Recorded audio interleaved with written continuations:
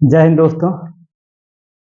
पिछले क्लास में हमने ऑब्जेक्टिव का एक सेट बनाया था जो अर्धचालक चैप्टर से था, और उसके पहले जो चैप्टर हमने पढ़ाया है उससे कुछ ऑब्जेक्टिव आज दे रहे हैं। एक दो सेट, कम से कम एक सेट और आगे बढ़ाएंगे, उसके बाद फिर नए चैप्टर की ओर चलेंगे। आशा है आप सभी अच्छे होंगे और अच्छे से पढ़ाई कर रहे होंगे। ये जो हमारा टॉपिक है आज का, ये विशेष रूप से ऑब्जेक्टिव एमसीक्यू है। मल्टीपल चॉइस क्वेश्चन दिया गया है इसमें, जो बहुत से एग्जाम के लिए यूजफुल है। 12th के लिए, बीपीएससी के लिए, या किसी भी कंपटीशन एग्जाम में इस तरह का क्वेश्चन आपको मिल सकता है गहराई स्तर के एग्जाम में। तो आइए हम लोग शुरू करते हैं। पहले हमने 14 क्वेश्चन का एक सेट पहले भी बनाया है, अगर नहीं देखे हैं तो उसको पहले देख लीजिए, और इसके बाद हम लोग इस सेट को लगाएंगे। और आप वीडियो को रोक करके भी आंसर को टिक करके सोच के बता सकते हैं कि आपका कितना सही हो रहा है या नहीं हो रहा है।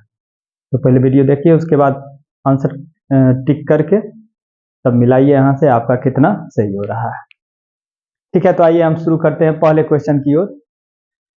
हमारा क्वेश्चन है बोर त्रिज्या।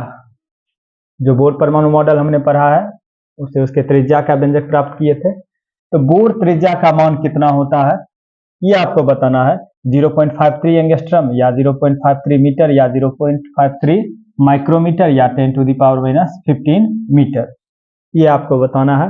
वीडियो को रोक करके आप पहले सोच लीजिए क्या आंसर होगा।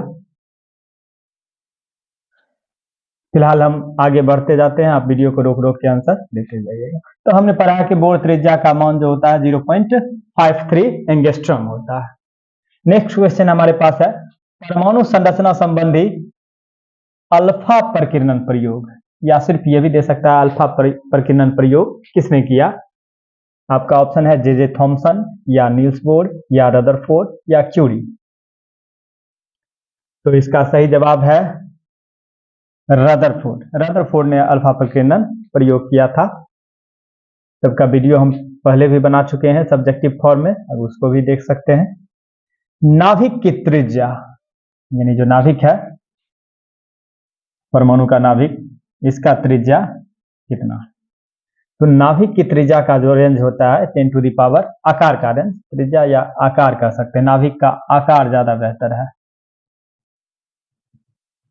नाभिक का जो आकार होता है वो किस रेंज में होता है, 10 टू द पावर -15 मीटर के रेंज में होता है ये नाभिक का।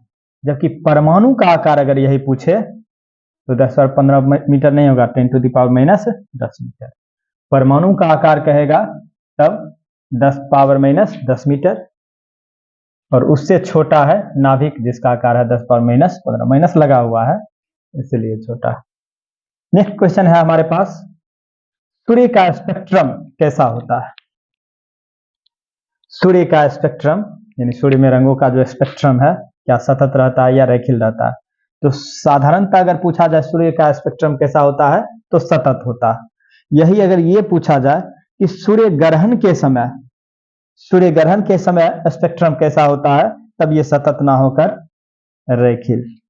ये बहुत बार ये क्वेश्चन पूछा जा चुका है। नंबर 5, सूर्य का स्पेक्ट्रम कैसा होता है तो सतत, अगर कह दे सूर्य ग्रहण के समय तो रेखीय। नेक्स्ट क्वेश्चन है, इसके पहले एक क्वेश्चन है सूर्य के दृश्य प्रकाश में जो काली रेखाएं होती है, सूर्य के दृश्य स्पेक्ट्रम में जो काली रेखाएं होती है उसे क्या कहते हैं। तो सूर्य के स्पेक्ट्रम का विशेष अध्ययन करके ये काली रेखाओं को देखने वाला वैज्ञानिक था फ्राउनहोफर। पर विशेष अध्ययन किया था, इसलिए उन्हीं के नाम पर रखा गया फ्राउनहोफर रेखाएं। ये किस काली रेखाओं को क्या कहते हैं, फ्राउनहोफर रेखा। आपको इस तरह भी 2 नंबर का क्वेश्चन दे सकता है कि फ्राउनहोफर रेखाएं क्या है। इसका परिभाषा इस तरह लिखेंगे, सूर्य के दृश्य स्पेक्ट्रम में जो काली रेखाएं दिखाई देती है उसे फ्राउनहोफर रेखाएं कहते हैं। क्या लिखेंगे, फ्राउनहोफर रेखाएं किसे कहते हैं। अगर इस तरह का क्वेश्चन आ जाए क्या लिखेंगे, सूर्य के दृश्य स्पेक्ट्रम में जो काली रेखाएं दिखाई देती है उसे फ्राउनहोफर रेखाएं कहते हैं। इधर का क्वेश्चन कंप्लीट हो गया। नेक्स्ट हम लोग इधर चलते हैं। क्वेश्चन नंबर अगला क्वेश्चन है हमारा, बोर के अनुसार यानी नील्स बोर के अनुसार किसी कक्षा में इलेक्ट्रॉन का कोणीय संवेग, बोर का मॉडल जब हमने पढ़ा था तो पढ़ा था इसका कोणीय संवेग कितना होता है। ऑप्शन है L बराबर mvr NH बटे 2 या L बराबर mvr 2 बटे NH या सिर्फ mv या इसमें से सभी सही। तो इस क्वेश्चन का जो सही जवाब है वो है mvr बराबर NH बटे 2 पाई।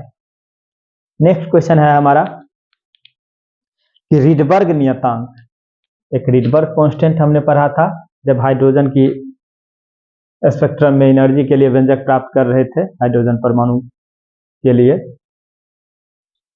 तो इसमें हमने पढ़ा था कि रीडबर्ग नियतांक जो RH है इसका मान होता है, ऑप्शन है आपके पास 1.09 10⁻⁷ पर मीटर, 1.09 10⁻⁻⁷ पर मीटर या -13.6 पर मीटर और 3.5 पर मीटर 3.4 पर मीटर।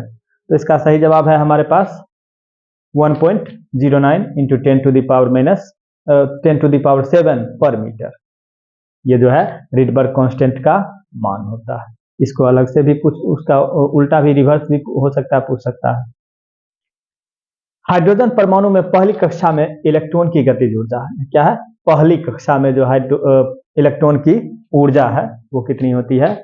ऑप्शन है -13.6 electron volt, -3.4 electron volt, 0.53 electron volt या 1.09 इंटू 10⁻⁷ इलेक्ट्रॉन वोल्ट।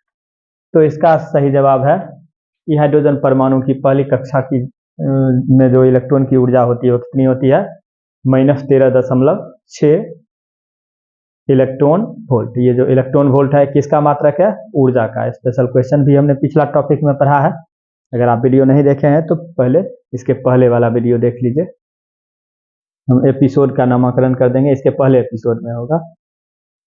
लाइमैन श्रेणी, जब हमने हाइड्रोजन स्पेक्ट्रम का अध्ययन कर रहे थे उसके बारे में पढ़ रहे थे तो हमने लाइमैन श्रेणी, बामर श्रेणी, पास्चन श्रेणी, ब्रैकेट श्रेणी, फुंड श्रेणी ये सब पढ़े थे। तो हमारा क्वेश्चन है लाइमैन श्रेणी की जो प्रकाश स्पेक्ट्रम का जो क्षेत्र होता है यानी किस तरह का प्रकाश उत्सर्जित करता है, स्पेक्ट्रम का क्षेत्र कैसा यानी किस तरह का प्रकाश उत्सर्जित करता है। तो हमने पढ़ा था कि लाइमैन श्रेणी में ऑप्शन है आपके पराबैंगनी, दृश्य, अवरक्त या none of this.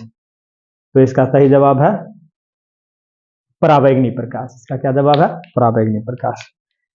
Next question है बामर श्रेणी, जिस तरह से लाइमैन श्रेणी का प्रकाश पराबैंगनी है इसी तरह बामर श्रेणी का दृश्य है, सेम ऑप्शन है। तो बामर श्रेणी के लिए दृश्य और लाइमैन श्रेणी के लिए पराबैंगनी।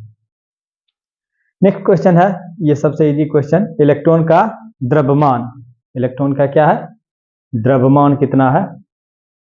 तो आपके पास है 6.67 × 10⁻⁻27 kg या फिर 9.11 × 10⁻⁻31 kg या यही है ग्राम में या शून्य, यहाँ है शून्य लिखा हुआ। तो हमारा सही आंसर है इलेक्ट्रॉन का जो द्रव्यमान होगा 9.11 × 10⁻31 kg। ये किसका द्रव्यमान है, ये प्रोटॉन और न्यूट्रॉन का द्रव्यमान। न्यूट्रॉन थोड़ा सा चेंज होता है लेकिन लगभग इतना ही होता है। ये प्रोटॉन का द्रव्यमान है, ये इलेक्ट्रॉन का द्रव्यमान है। तो हमारा सही जवाब क्या हो गया, 9.11 × 10⁻31 kg। अल्फा कण, जो हमने रदरफोर्ड का अल्फा कण पर किरण प्रयोग किया था। तो अल्फा कण किससे मिलकर बना हुआ माना गया है या बना होता है, किससे मिलकर बना होता है। इसका सही ऑप्शन है आपके पास हीलियम नाभिक से या इलेक्ट्रॉन से या फोटोन से या न्यूट्रॉन से। इधर न्यूट्रॉन लिखा हुआ। तो हम जानते हैं कि अल्फा कण जो है, जब अल्फा कण पढ़ा रहे थे स्पेक्ट्रम रदरफोर्ड अल्फा कण पर किरण प्रयोग, तो उसमें बताए थे कि ये जो अल्फा कण है हीलियम नाभिक से बना होता है। एक पॉइंट और हम ये देख लेंगे कि इस पर अगर चार्ज पूछ दे तो 2 इलेक्ट्रॉन के बराबर चार्ज होता है। 2 इलेक्ट्रॉन कहने का क्या मतलब हो गया कि 1 इलेक्ट्रॉन पर चार्ज होता है 1.6 × 10⁻⁻19 कूलम। तो 2 इलेक्ट्रॉन से लेकिन प्लस में, 2 इलेक्ट्रॉन से लेकिन प्लस चार्ज होता है। इसका 2 से मल्टीप्लाई कर देंगे तो 16 दूनी 32, यानी लेकिन प्लस में, यानी अल्फा कण का जो चार्ज होता है 3.2 × 10⁻⁻19 कूलम। ये कभी पूछा जा सकता है कि अल्फा कण का चार्ज कितना होता है, 3.2 × 10⁻19 कूलम। इस तरह से हमने एक सेट और देख लिया, एक सेट और लाएंगे। जो ये था हमारा परमाणु चैप्टर से।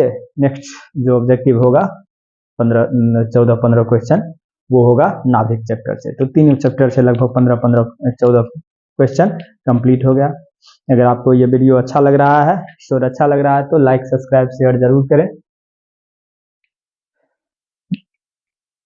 और इस कड़ी को फिर आगे बढ़ाते हुए हम नेक्स्ट क्लास में मिलेंगे। धन्यवाद।